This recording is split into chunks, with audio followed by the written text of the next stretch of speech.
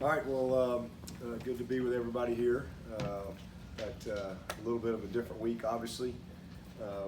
This, in our mindset, is a kind of a Tuesday type prep, but it's exciting. But first of all, I know we've had another bad hurricane come through down in Florida, and just really, I know there's a lot of people affected by that. We've got families and recruits and things like that impacted. So. Definitely thinking about them and keeping them in our thoughts and prayers. But just want to remember everyone down there in Florida that was affected by the hurricane. But it is game week for us here, and we're super excited. I mean, finally, it's just you never have this much time to get ready to play a game. So it's awesome to be able to finally get here, even though, again, it's just kind of Tuesday for us. We have to kind of temper our enthusiasm a little bit because we still got some work to do from a prep standpoint. But I'm just excited to see us play. That's the biggest thing. I'm excited to see us go play somebody, see where we're at, and listen. This is Duke is a really good football team coming off a great year. Got a ton of respect for Coach Elko. It's an incredibly well coached team, and a tough opener. And those of you who've been around here, y'all heard me say many times, openers are probably the hardest game. I don't really care who you play because there's just so many unknowns, especially in today's world of college football. There's so many unknowns, whether it be coaching changes or, personnel or whatever. So you have to spend time, watching, other people. Maybe it's a transfer that came in, so you got to try to figure this guy out. So you're watching, tape that's really not relevant to, a game plan standpoint, but you just got to, you're trying to figure out who you're playing, or it's a coaching change or whatever, or just young players moving up. So there's always a lot, and then just a lot of time to get ready. And then you haven't played football. We don't get, you'd feel a lot better if you were coming off a couple preseason games, right, where you had a much better feel for your own team in a game situation. So definitely a tough opener, and then you throw in the fact it's on the road and it's a conference game. So this is a huge opportunity for both teams, within our league, and then again you throw in the fact that you're playing a very, very good team that lost 4 games last year, I think by 14 total points, and so this is a good football team every sense of the word, and probably the biggest thing you would say is experience. They got thousands of snaps of football under their belt across the board. Especially when you look at them defensively. They got 19 starters back combined, but even the guys, backups, have played a lot of snaps.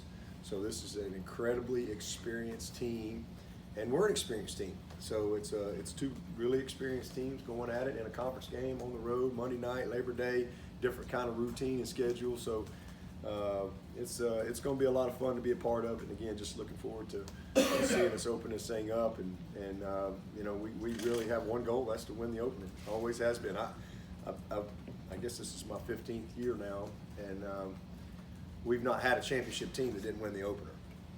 So it's an important game, and if you look at the history of Clemson, I think there's 27 conference championship teams here, and I think it's like 24. 2-1, those championship teams, they won the opener.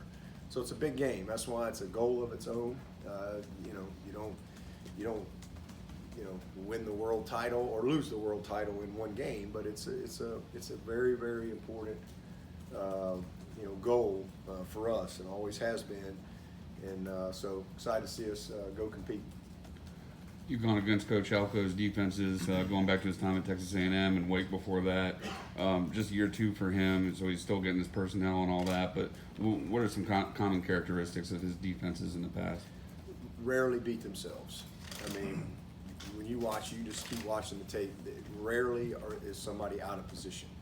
They rarely give up a big play bust. Where somebody's just absolutely, you know it when you see it, right? Sometimes, everybody make plays. Football's football, but rarely do they beat themselves. Very, very smart, very well coached. Their eyes are always where they need to be, and just a fundamentally sound group, always has been.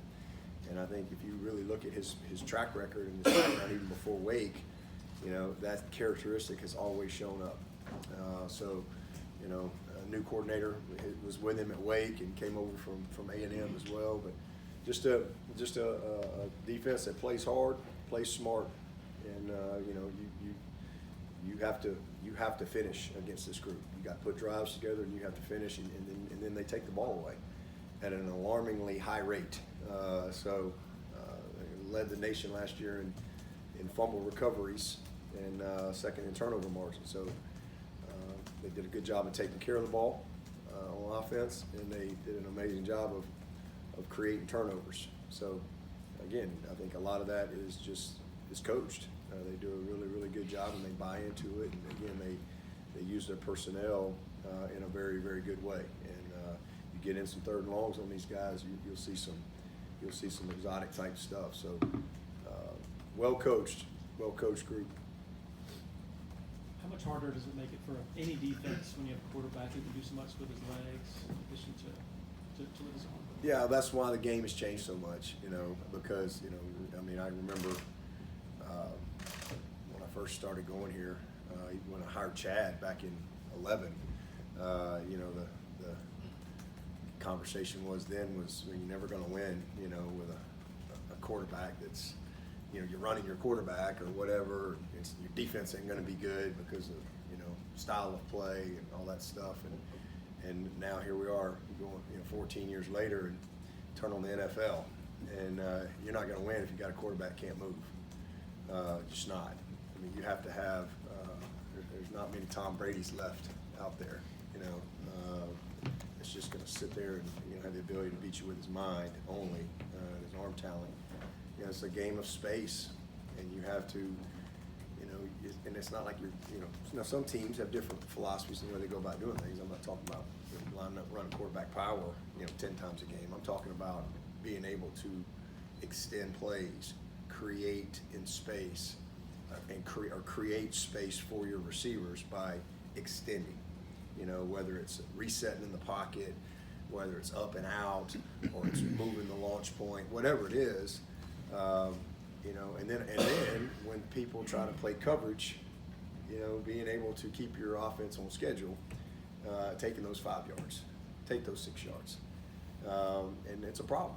And if you look around the best offenses in the country and the best offenses in the NFL, that's what you see.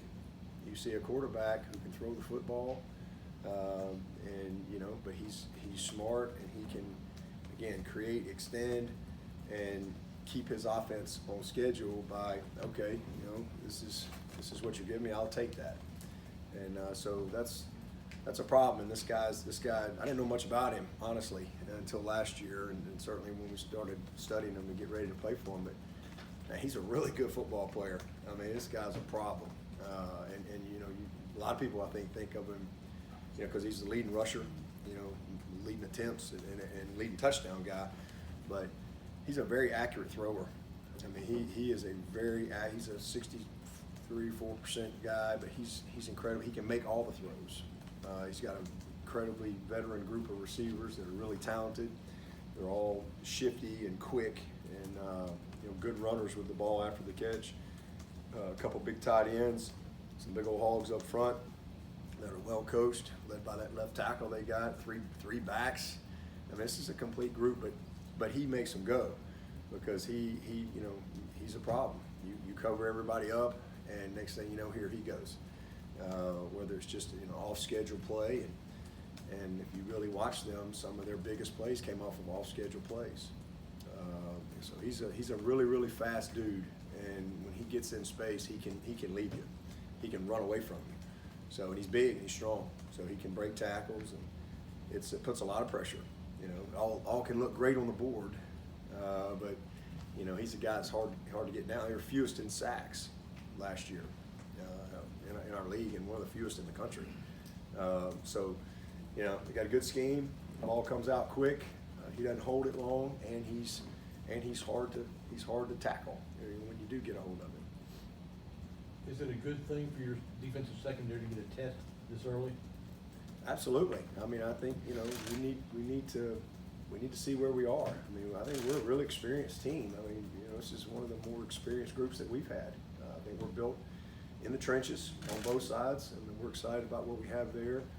But they're going to get tested, because this is a really good group of receivers, very experienced, going against an experienced group of DBs that have played a lot of football and have kind of had their battles as well. So, yeah, I think it's a great opportunity for us, to see where we are as a team, and no matter what happens in the game, how we go get better. It's a long season ahead, so this is definitely a big challenge, because it's a complete team: running game, passing game, quarterback, OL. You have Tyler Brown backing up Antonio in the slot, and also back up on returns. What have you seen from him in camp that gives you such confidence in him? He's just a really good football player. I mean, he can really run. Surprised in that because I hadn't, you haven't coached him yet. You see the skill and all that, but just how quickly he's been able to pick things up, and he's got really, really good ball skills, strong hands. He's a great finisher. After the catch, he's got some compact power to him, which I didn't really expect that this early from him. But he plays bigger than he is.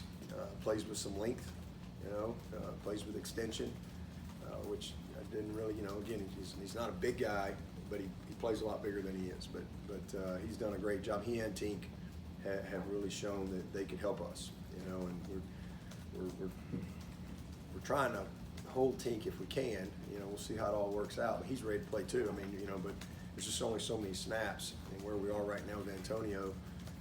So, all those guys are going to play. How much they play will determine the course of the season. But Tyler just kind of, has competed with everybody out there. I mean, he's competed with Antonio. He's competed with everybody. I mean, as he's really got. And here's a kid that came in the summer, so just a natural football player that I think he's got a really bright future for us. Coach Riley called him yesterday fearless. Is that what you've seen from him, and does that make you feel comfortable with him on the road as a true freshman in his first game? Yeah, I mean, again, you got to go play, but what we've seen in practice, I mean, you still got to have some. You're going against some dudes in practice here too.